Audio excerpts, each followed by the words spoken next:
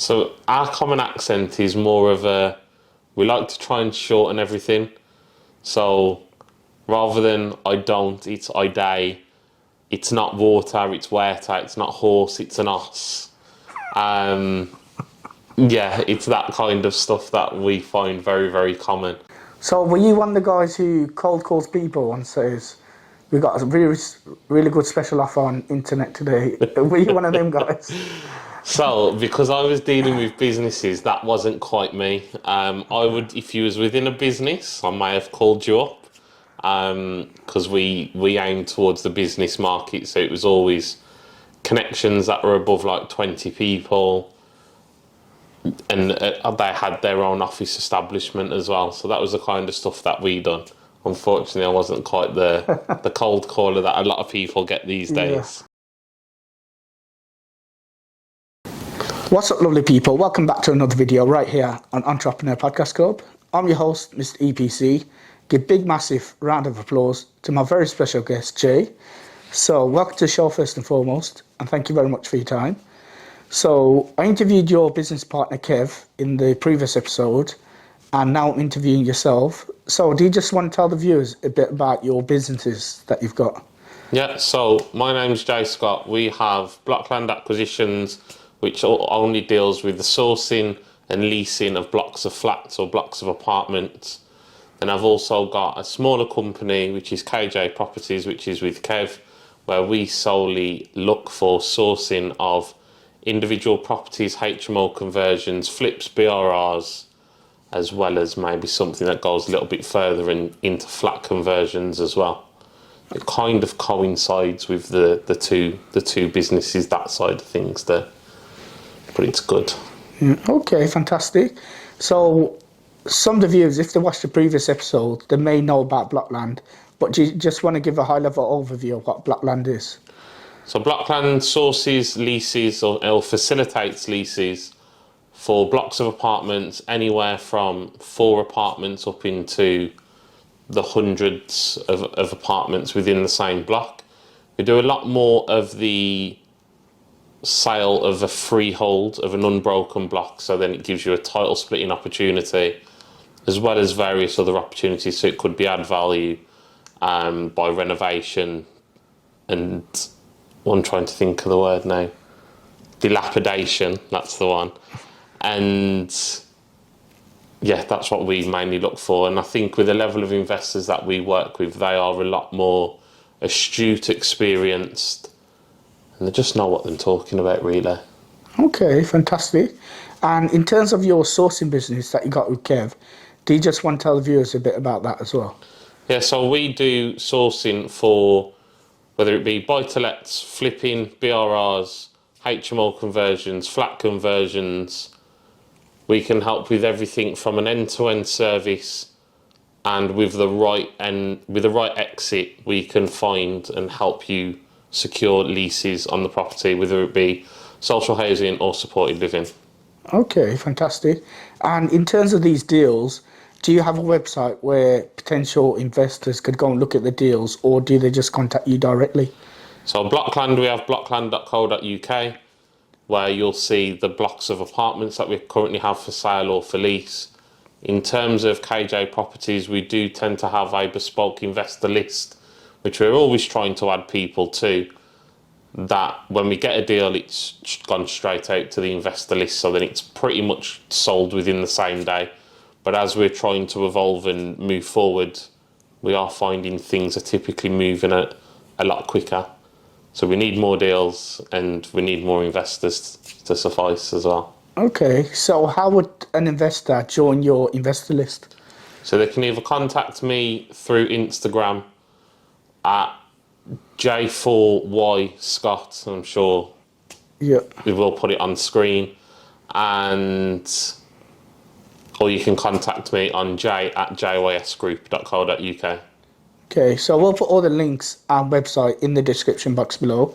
So if you are looking for blocks of flats or your next property deal, do reach out to Jay. So how long have you been in property for?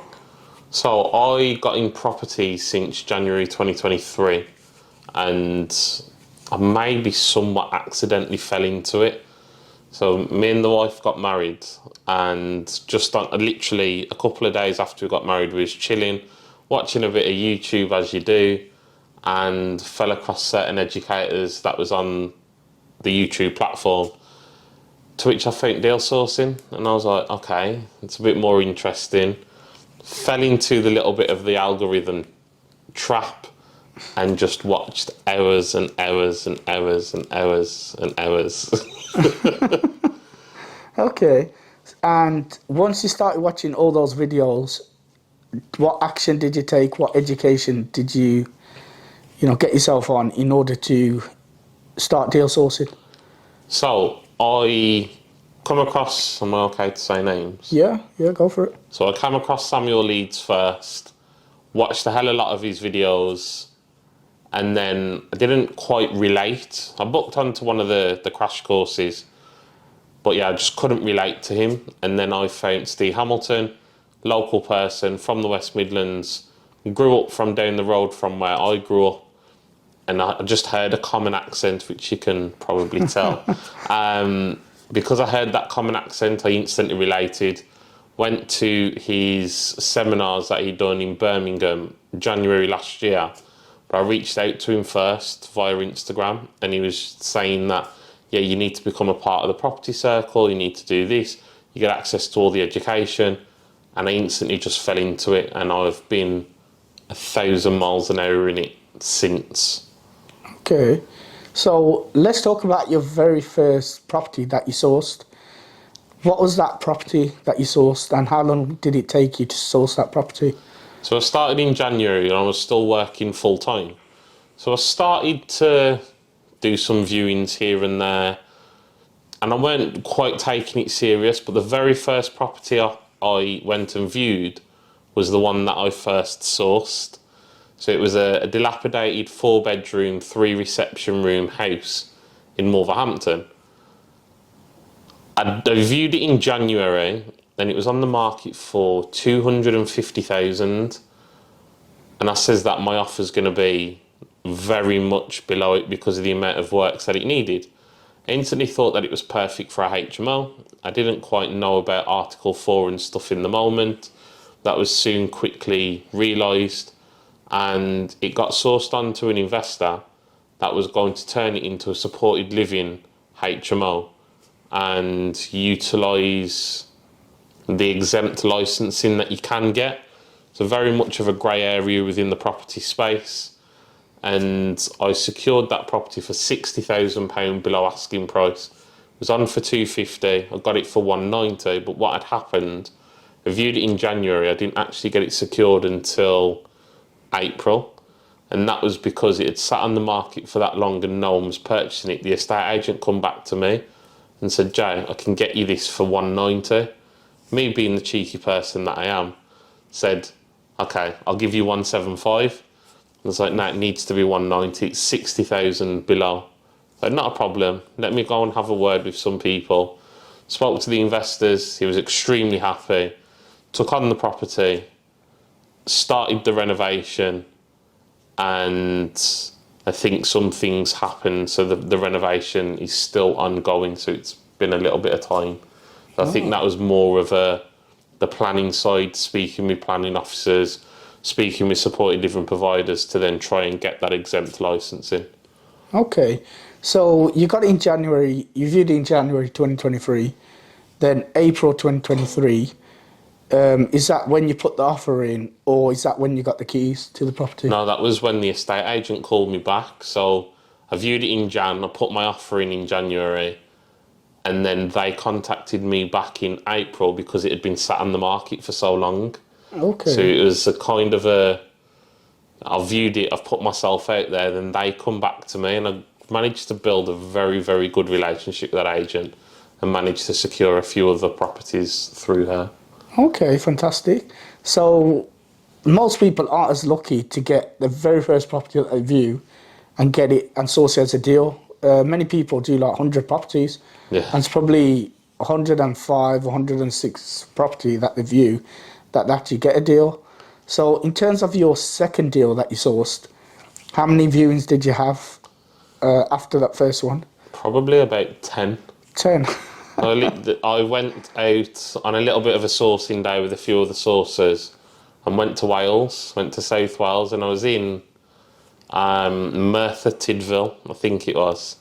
Went to Merthyr Tydfil, found a property that was a 2-bedroomed mid-terrace house, was on the market for about 85,000, and by turning it into a 3-bed, it was the end value, this may be wrong, was about 145 to 155,000. Actually got that property secured for 62,000, down from 85, which we normally work within the 10% a lot of the time, and because that was a lot below 10%, I think it's closer to a 20% deposit discount. There was a big buzz around this property, and funnily enough, the investor has just finished the property and is about to go for a refinance. It's been a bit of a long-winded one, but it's been a good one, and it looks very good. Oh wow, okay. So in terms of since January last year to present now, which is November 2024, how many deals have you sourced?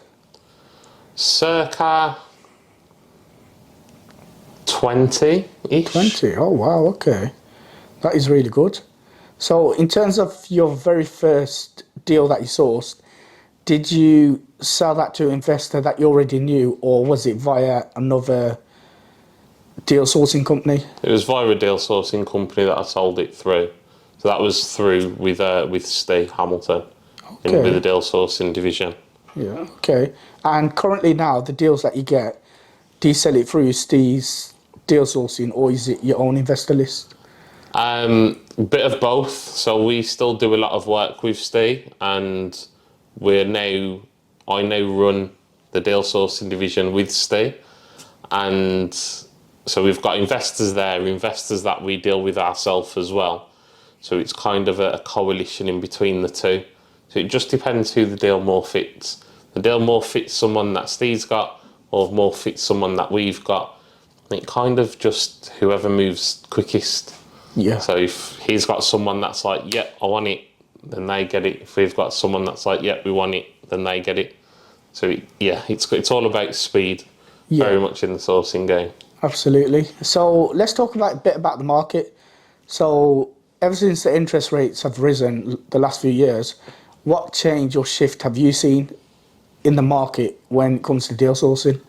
It's very volatile at the moment. Even though it is getting better, there is a lot of investors that are still risk adverse. They don't like taking the risk, and they're very much afraid that, oh, but what if in 18 months my interest rates go up again and I'm not quite getting the profit that you're saying now? And, we have lost various deals for those types of examples, which has been unfortunate. But because we don't know what's going on in the market, nobody else does. So everyone's just a bit, I'm a bit worried about this, that, and the other. So the market at the moment has been on the floor, shall we say. There's not as many deals, and that may be down to vendors' expectations. That could be down to estate agents not quite valuing the property correctly, because they're more concerned of what the vendor wants rather than what the property's worth, and they just want the listing ultimately. I know that sounds bad for estate agents out there. But yeah, that's where we're finding what the market is like at the moment. Very volatile, but there is still deals out there, and they are not all off market. There is a lot of deals on market. It's probably one of the biggest tips as well. Okay, fantastic. So before you got into property, what job was you doing before you got into property? So I was working at the RAC, which was just a temporary job that I had for a couple of months. But the main thing that I was doing was sales. I was in sales for 10 plus years, telecommunications. I was working at EE. Then I moved into BT Business, and then moved more into the business sector of telecoms. And that was doing what you'll see a lot of now: voice over IP, mobile phones, big internet solutions that you'd seen like a building like today. And yeah, that was the main thing really that I was doing for a while, as well as doing a couple of electrician jobs on the side, as I'm a qualified electrician by trade. Okay. So were you one of the guys who cold calls people and says, "We got a really, really good special offer on internet today"? Were you one of them guys? So, because I was dealing with businesses, that wasn't quite me. I would, if you was within a business, I may have called you up, because we aimed towards the business market, so it was always connections that were above like 20 people, and they had their own office establishment as well. So that was the kind of stuff that we done. Unfortunately, I wasn't quite the cold caller that a lot of people get these days. Yeah. Okay, fantastic. So you went into property in January 2023. When did you leave your job? I left my job stupidly of the March 2023. Okay. I had a big aspirations, big motivations, and just more consistency of, I know that I could do it. I knew that I could do it, and I'm still doing it today, coming up to 2 years later. So it was a stupid mistake. I can't say it's been easy. There has been a lot of times I've struggled. I've been served with Section 21s for rent. I've had internet cut off. I've had phones cut off. I've had everything that could actually imagine. But what I can say I've learned from it is it's given me a thick skin. It's given me a lot of resilience, and it's made me learn a lot of stuff that when you're back against the wall, you need to do what it entails, or what's needed to earn that money legally. That's really important, legally. Yeah. Okay. So you said there you left your job stupidly in March 2023. If you could rewind time, would you have left it a lot later than March 2023? Yeah, I would have, because as I say, throughout 2023 there was a lot of stresses, but I had like family, friends that were all there willing to be a bit of a helping hand, giving me some handouts. I owe them people massively, and I know that when I make it in this world, they will get paid back handsomely in somewhat way. And yeah, I would have left it a lot longer. I would have probably left it until the back end of 2023 before I'd have quit my job. Okay, fantastic. So big shout out to all the people that helped Jay during 2023. Definitely. So what advice could you give to someone who's looking to leave their job because they've seen and chasing after the shiny penny syndrome after watching all these property videos on social media? One, don't leave your job. Don't just jump straight into it. Try and work as much as possible around your current job. So that would be finding your properties of an evening, finding properties on your lunch, speaking to agents or vendors if you're lucky enough to get direct to vendor leads on your lunch, and then doing your viewings of an evening, of a weekend. You have to sacrifice that time with friends and family to be able to get into this space correctly. And that's not to say throw them all in the bin, but that's just saying that you need to sacrifice a lot of time to be able to do it, because it is a numbers game. I was quite fortunate to have the support that I do. Some people might not be in that position, and I'm never going to sit here and say, quit your jobs, you're going to make it in property. It's not made for everyone. You do have to be extremely, extremely resilient and thick-skinned to be able to get through this, as there is a lot of, one, powerful people, and two, strong-minded people, as well as estate agents to get through. Okay. So would you say property is a long-term game or a short-term game? Definitely a long-term game. Unfortunately, you're not going to get rich in 7 days, 28 days, 12 weeks, 6 months, 1 year. It is going to be something that is probably going to take you 5, 10, 15 years before you're in a position to be able to say, right, I can kick back and I can relax now because I'm earning £10,000 a month and you've got properties coming out of your ear holes. Okay, fantastic. So let's talk a bit about yourself. Where were you born and bred? So I was born and bred in the Black Country in a little town called Bilston. Still live there today. We'll always live there. We'll never leave. Well, I'll say that I'll never leave. One day I will. But yeah, hence why I've got such a thick common accent. So when you say common accent, for people that aren't living in like the Black Country or the West Midlands, how would you define a common accent? So our common accent is more of a, we like to try and shorten everything. So rather than I don't, it's I day. It's not water, it's water. It's not horse, it's an oss. Yeah, it's that kind of stuff that we find very, very common. It's a miners area, and that was just the way the miners used to talk back in the day, apparently. And now we've inherited that lovely accent. I'm not keen on it.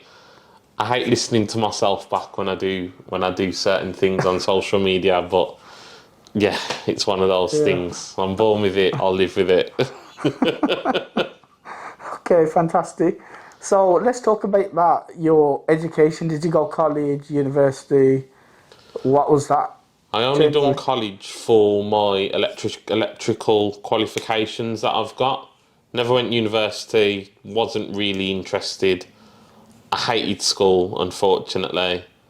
And yeah, I just weren't really into the whole education side of things when it comes to normal maths, English, science.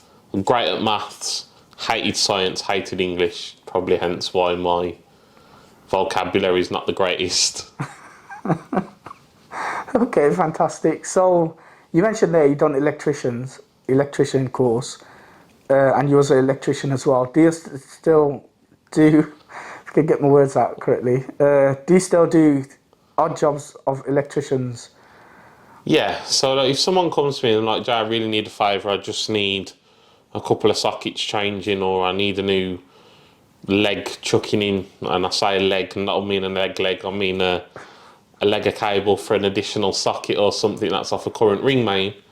For you electricians out there will know what I'm talking about. That's kind of the route that I'll go down. So I will do the odd sods and jobs, but if someone asks me to do a rewire, I'm like, no thanks, I'm not interested. I got dishwashing hands now. Not electrician hands anymore. No, definitely not. If I strip some of these cables these days, my fingers would be terrible. Okay, fantastic. So that leads us very nicely to your very first investment that you brought with your business partner, Kev. So do you just want to tell the viewers a bit about that? Yeah, so we brought a 2-bedroom, 1-bathroom property in Walsall, and it was going to be a 4-bedroom HMO. We decided against it because the support in Walsall, that be from supported living, social housing, stuff like that, no one was really looking for anything. And where it is in Walsall, it's not really the area that you'd have working professionals in there. So he says, unfortunately, because of having no support there, we will just do it as a flip. 3-bedroom, 2-bathroom. It only started the renovation on Monday. We completed on it, I want to say the back end of September.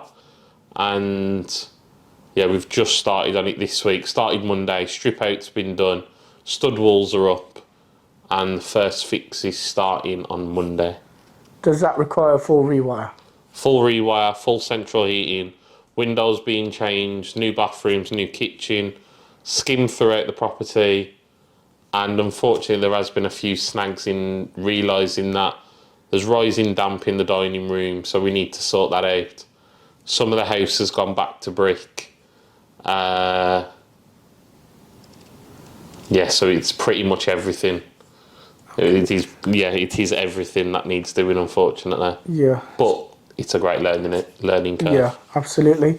So in terms of the electricians going back, doing a full rewire, will you be doing that? No. No. Definitely not. Too much channeling. There's a lot more regulations in it now, and yeah, there's a lot of stipulations, and regulations are so tight even the likes of building control saying you can't put a plug socket there, it needs to go there. Can't go that height, it needs to go that low. So yeah, there's a lot of things that go into it these days. Okay, so in terms of the refurb, how long are you looking to take with that? So we started Monday. We should be finished before Christmas. Fingers crossed. Okay. The only thing that I'm worried about at the moment is Windows, because there's like a 5-6 week lead time on Windows. So that's the only thing that I'm a bit worried about. Of, are we going to get the windows in time to be able to finish and decorate and plaster up and get everything finished on time? Yeah. Okay, fantastic. So you've also got a YouTube channel as well. Do you just want to tell the viewers a bit about that? So my YouTube channel was only ever created to help myself, because I was the shyest person in the room. I hated networking. I had no confidence in myself, and I wouldn't talk to people. So off the back of some recommendations from a couple of people, they're saying document your journey. So I just threw myself in the deep end as of April 2023. Started YouTube, literally picked up my phone, started recording, documenting viewings, talking to estate agents, what I'm doing. And I've done that consistently every week for 83 weeks, I believe this week is. And that's probably the biggest thing. It's held me accountable. It's made myself more confident. It's allowed me to talk to people a lot more clear and better. And I probably wouldn't be in the position I am now if I'd never done it.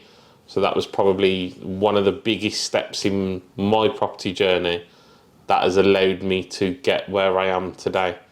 A big point that if you're not quite confident, putting yourself in uncomfortable situations then makes you comfortable and allows you to grow, is my Motto. yeah, that's the one. Motto. Fantastic. So let's talk about your very first video. What was that feeling like when you uploaded it, putting your face out there for the world to see? So my very first video was me sat at my desk talking about aspirations, motivations, what I want to do, what I want to achieve, who I am, where I'm from, and what I'm doing and why I'm doing it. It was me sat at a desk recording off my laptop, unfortunately. And then from then, it has kind of just carried on and grown to a point where I think I'm at about 230 odd subscribers. Okay. But I'm not in it just to try and get the subs. It's more about me holding myself accountable and doing it every week and being consistent. Okay, fantastic. So on that subject, what was the hardest video that you've recorded and uploaded? Probably the first video, because I was so voice shaky, wouldn't look at the camera, wouldn't say certain things, was scared whether I was going to swear or not, whether I should be more myself or not, whether I should talk the way that I talk or try and be a bit more posh, shall we say. And yeah, so the first video was definitely the hardest, but they did get easier, and I'd probably by about week 10 it was just casual of pick up my camera, or pick up my phone should I say, and start recording.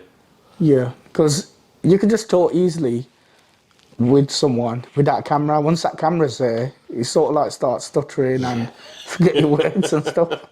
No, it is true, and I've been on other people's YouTube channels, and I mean today's just been very, very easy, and I think that's mainly because of yourself just being such a down-to-earth, very fluent conversation going on. I've been on other YouTube channels, not in a podcast, more of a like what I do a weekly, and as soon as the camera comes out I'm like okay, and I end up getting caught out and stuttering a little bit, to be fair, but it does get easier, definitely. Yeah, thank you for your kind words. I'll pay you later for saying all of that. So, what advice could you give to someone who's looking to go put their face out there on social media, YouTube, Instagram, whatever social media platform they're looking to?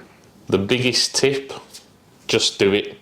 Nike say it, and that is all it's about. If you don't do it, you don't know what it could lead to.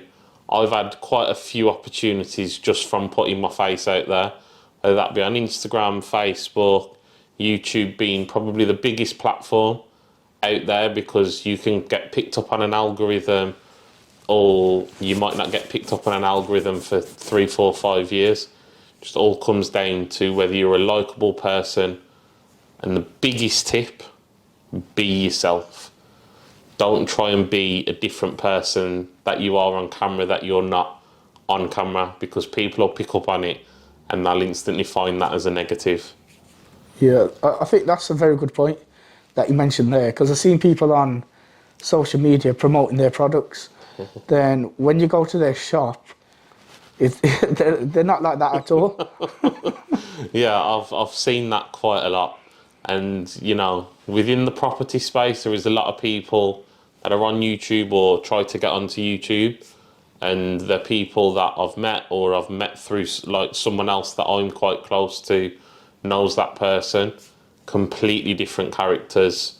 And it's a bit of a shame, really, because I think if you can't be yourself on a camera, and then you can be yourself not on camera, you're showing a different persona. And that could be that you're either the nicest person off camera and you come across as egotistical and arrogant on camera, vice versa, or you could just be nasty or a nice person on and off camera. But as long as you're being yourself, it doesn't matter. Yeah, 100%. And that is it, ladies and gentlemen, for this podcast. I've been your host, Mr. EPC. Big shout out to Jay for taking the time out to film this podcast. So we'll put all the links and websites in the description box below. So do feel free to reach out to Jay. And if you did like this podcast, please do hit that subscribe button and that notification bell. And do look out for the next podcast. And thank you very much for watching. Thank you. No problem.